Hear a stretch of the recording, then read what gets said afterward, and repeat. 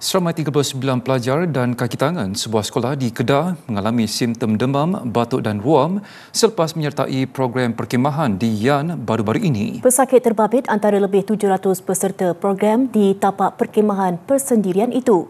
Perkara itu disahkan Esko Kesihatan Kedah, Mansur Zakaria.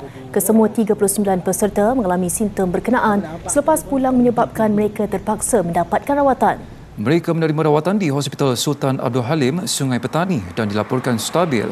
Siasatan lanjut dilaksanakan Jabatan Kesihatan Negeri bagi mengetahui punca kejadian.